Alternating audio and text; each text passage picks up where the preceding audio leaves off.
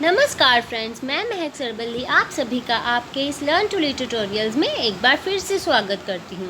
Friends, जैसा कि आप सब जानते हैं, ये चैनल सिर्फ और सिर्फ आप लोगों के लिए बनाया गया है, जिसके द्वारा पूरे भारत में मौजूद बच्चे जो शैक्षिक परीक्षाओं में उत्तीर्ण होना चाहते हैं 100% निःशुल्क तैयारी कर रहे हैं।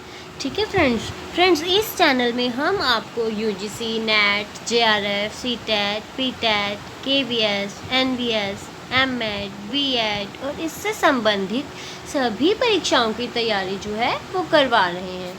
ये channel learn to lead tutorials पूरे हिंदुस्तान में 100% निःशुल्क सोशल एजुकेशनल चैनल है।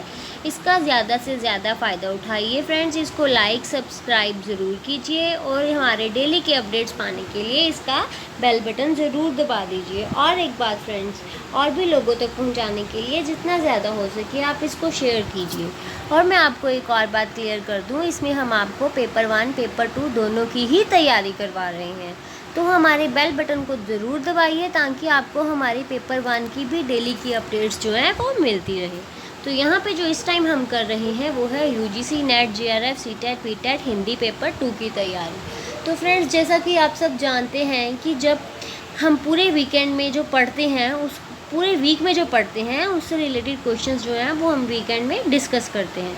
तो इस वीक हमने पढ़ा हिंदी साहित्य का इतिहास, उसका नामकरण, उसका काल विभाजन। ठीक है, तो उससे रिलेटेड क्वेश्चन जो हैं वो आज हम इसमें डिस्कस करेंगे। ठीक है फ्रेंड्स, तो हम स्टार्ट करते हैं। पहला क्वेश्चन है हमारा, हिंदी साहित्य के इतिहास लेखन की कालानुक्रमी पद्धति का प्रयोग किस विद्वान ने किया है? हिंदी साहित्य के इतिहास लेखन की कालानुक्रमी पद्धति का प्रयोग किस विद्वान ने किया है? ठीक है फ्रेंड्स, तो हमने पढ़ा है ये लास्ट वीक कि काल अनुक्रमी पद्धति का प्रयोग जो है वो किस विद्वान ने किया है। तो ऑप्शंस हैं हमारे पास, आचार्य रामचंद्र शुक्ल ने, शिव सिंह सेंगर, मिश्र बंधु या फिर गारसा द तहसील। ठीक है, तो इसका जो ऑप्शन है क्वेश्चन नंबर 1 का जो ऑप्शन है वो बनता है हमारा सी, मिश्र बंधुओं ने।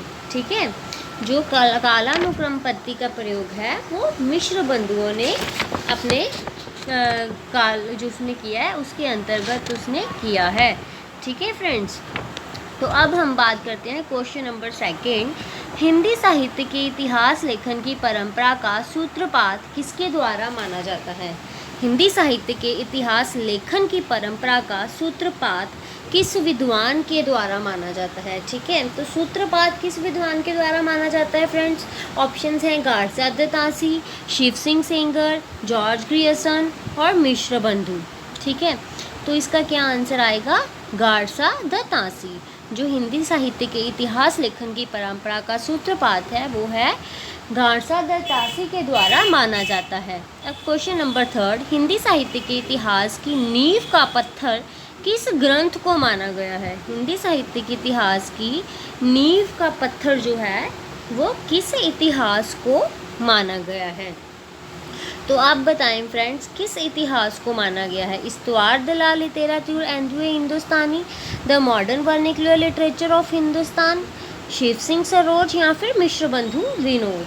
तो क्वेश्चन नंबर 3 का जो आंसर है वो है B, the modern vernacular literature of Hindustan. ये जो ग्रंथ है इसको इतिहास की नींव का पत्थर माना गया है। हिंदी साहित्य के इतिहास की नींव का पत्थर के कौन है? The modern vernacular literature of Hindustan. ठीक है फ्रेंड्स, अब हम बात करते हैं क्वेश्चन नंबर 4 की।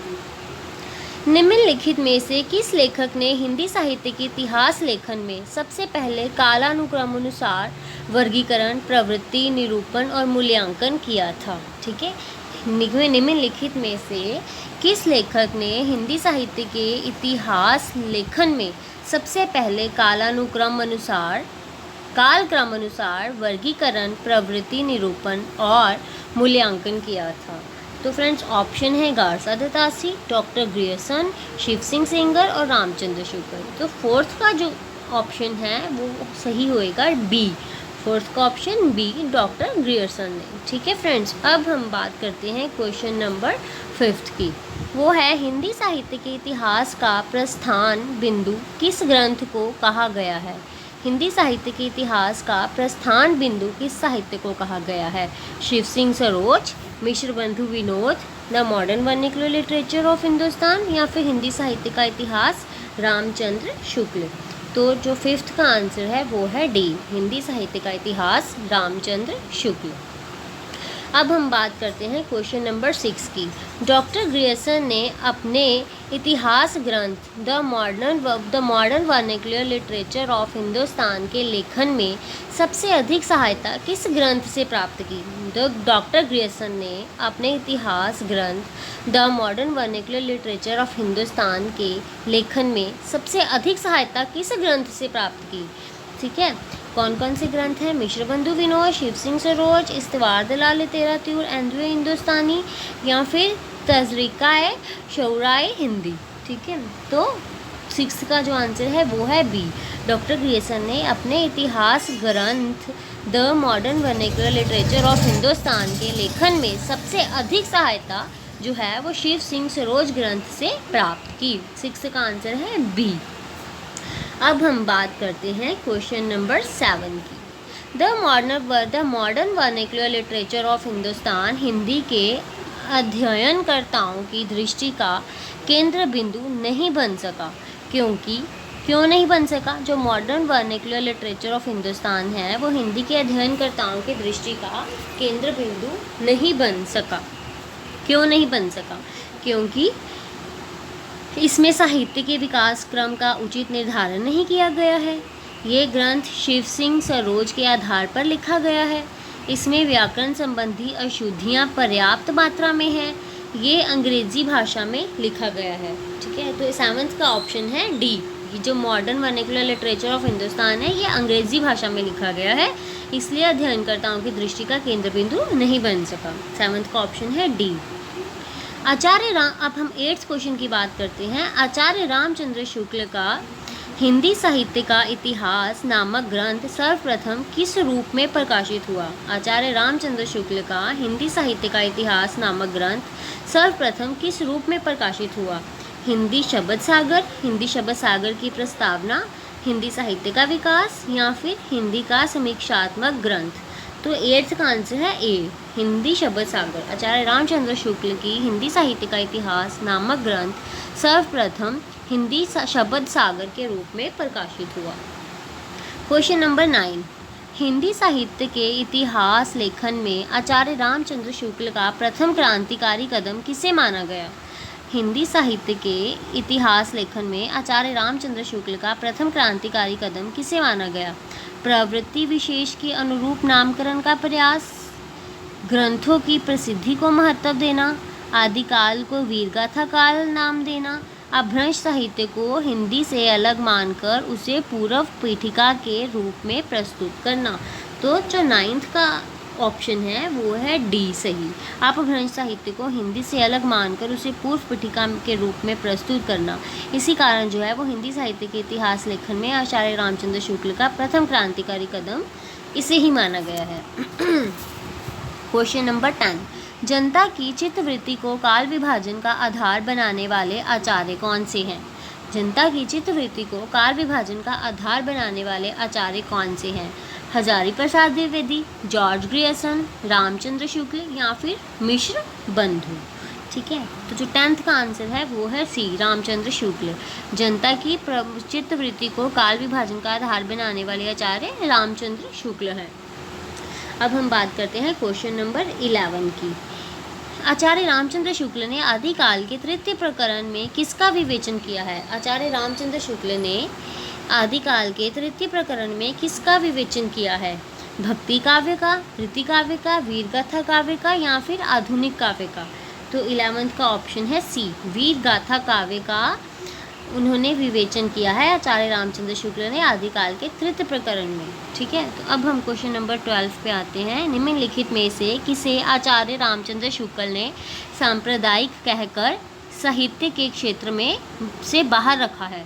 निम्नलिखित में से किसे आचार्य रामचंद्र शुक्ल ने सांप्रदायिक कहकर साहित्य के क्षेत्र से बाहर रखा है?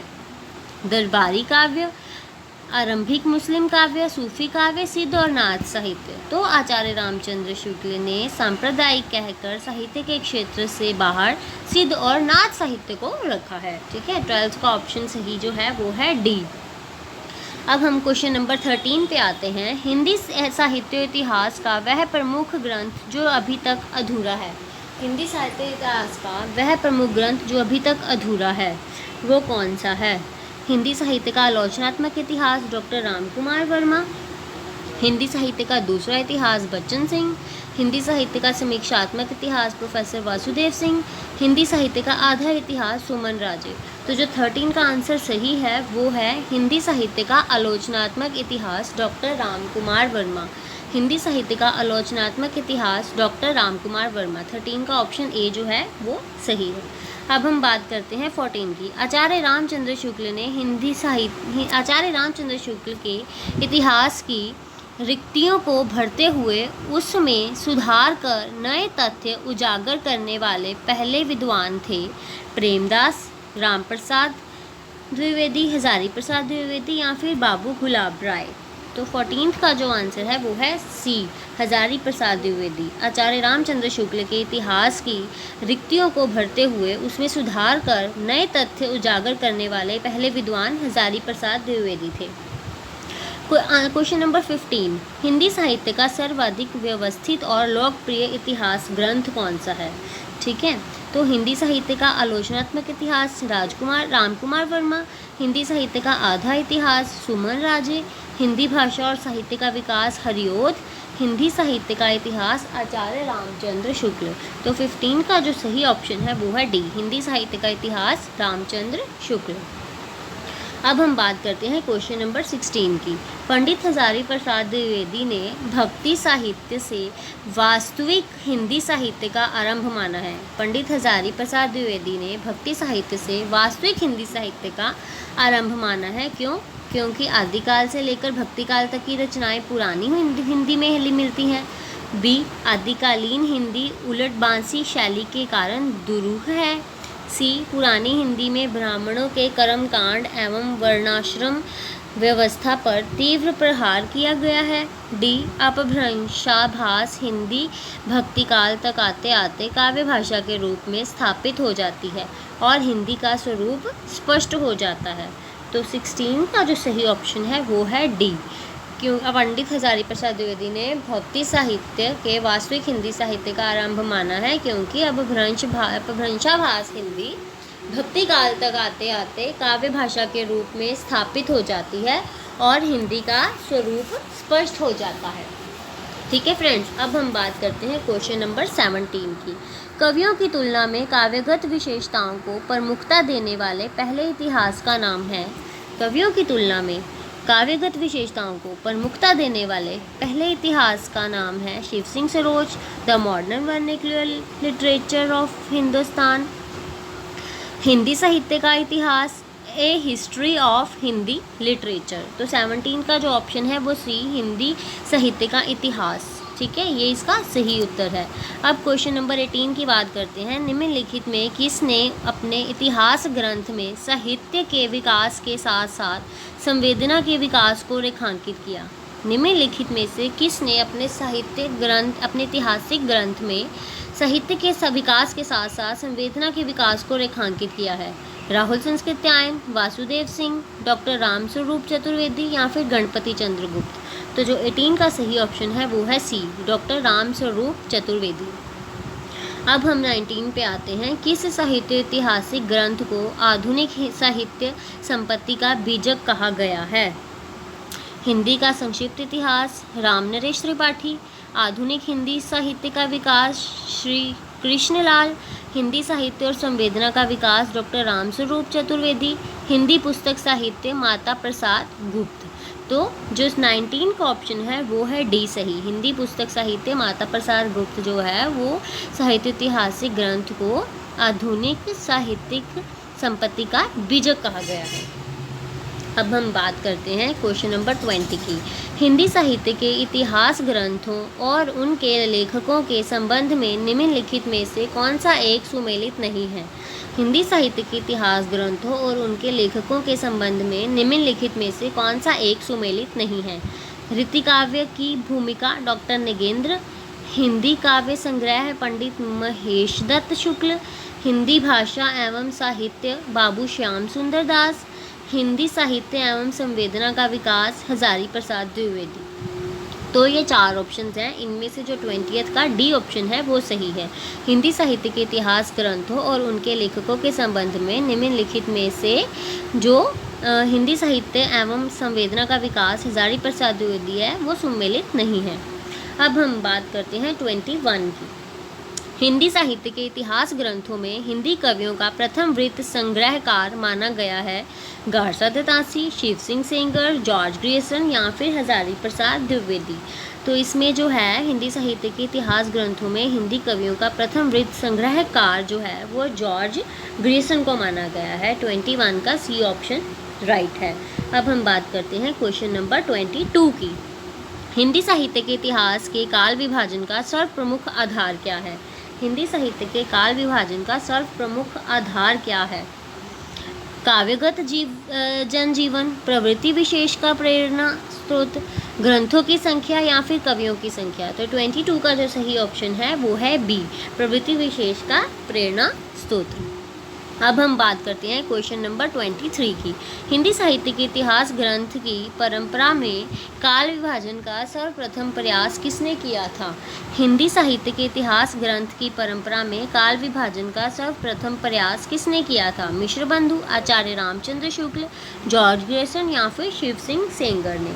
तो जो 23 का सही ऑप्शन है वो है सी, जॉर्ज ग्रियर्सन ने हिंदी साहित्य के इतिहास ग्रंथ की परंपरा में काल विभाजन का सर्वप्रथम प्रयास किया था। किसने? जॉर्ज ग्रियर्सन ने। इसलिए 23 का जो सही ऑप्शन है वो है सी। अब हम 24 नंबर क्वेश्चन पे आते हैं। मिश्र बंधुओं द्वारा किए गए काल विभाजन के अंतर्गत अज्ञात काल का उल्लेख है। इसमें चंद पूर्व हिंदी का विवरण है, रीतिकालीन कवियों का विवरण है, उन कवियों का विवरण है जिनका निश्चित समय ज्ञात नहीं है, उन रचनाओं का विवरण है जिनके रचनाकारों का भी पता नहीं है। ठीक है, तो जो 24 का सही ऑप्शन है वो है सी, उन कवियों का विवरण है जिनका निश्चित समय ज्ञात नहीं है। 25 नंबर क्वेश्चन। आचार्य रामचंद्र शुक्ल द्वारा दिए गए वीर गाथा काल नाम के विरुद्ध सर्वप्रमुख आपत्ति है। जो आचार्य रामचंद्र शुक्ल ने वीर गाथा काल दिया है उसके विरुद्ध सबसे पहली जो आपत्ति है वो है उनमें कुछ अपर्याप्त और कुछ प्रवर्ती काल की रचनाएं हैं। उनमें श्रृंगार रस भी है। जिन ग्रंथों के आधार पर ये नामकरण किया गया है उसमें धार्मिकता का प्राधान्य है, उनमें हठ योग की प्रधानता है। तो जो क्वेश्चन नंबर 25 है उसका ऑप्शन ए वाला सही है। उनमें कुछ अपर्याय और कुछ प्रावर्ती काल की रचनाएं हैं। ठीक है, 25 का जो ऑप्शन है वो ए करेक्ट है। Question number 26। डॉक्टर गणपति चंद्र गुप्त ने प्रारंभिक एवं मध्यकाल के अंतर्गत किस प्रकार के काव्यों की रचनाओं को स्वीकार किया है? डॉक्टर गणपति चंद्र गुप्त ने प्रारंभिक काल में एवं मध्यकाल के अंतर्गत किस प्रकार के काव्यों की रचनाओं को स्वीकार किया है? ऑप्शन है धर्माश्रित काव्य, लोकाश्रित काव्य, राज्याश्रित काव्य या फिर ये सभी। तो जो 26 का सही है वो है ये सभी। डॉक्टर गणपति चंद्र गुप्त ने प्रारंभिक एवं मध्यकाल के अंतर्गत सभी धर्माश्रित काव्य, लोकाश्रित काव्य, राज्याश्रित काव्य की रचनाओं को स्वीकार किया है। तो 26 का जो ऑप्शन है वो है डी। 27 ऑप्शन पे ऊपर आते हैं आप। हम 27 क्वेश्चन। आदिकाल के नामकरण के संबंध में निम्नलिखित में से कौन सा सुमेलित नहीं है? आदिकाल के नामकरण के संबंध में निम्नलिखित में से कौन सा है जो मैच नहीं करता? आरंभिक काल मिश्र बंधु, सिद्ध सामंत काल राहुल संस्कृत्यायन, चारण काल आचार्य शुक्ल, आदिकाल हजारी प्रसाद द्विवेदी। तो फ्रेंड्स क्लियर है चारणकाल आचार्य शुक्ल, जो कि सही नहीं है। ठीक है, अब हम बात 27 का जो सही ऑप्शन है वो है सी, करेक्ट ऑप्शन है। 28 क्वेश्चन के ऊपर आते हैं हम। आदिकाल की सर्वमान्य सीमा अवधि मानी गई है। जो आदिकाल की सर्वमान्य, जो सभी ने मानी है, वो सीमा अवधि कौन सी है?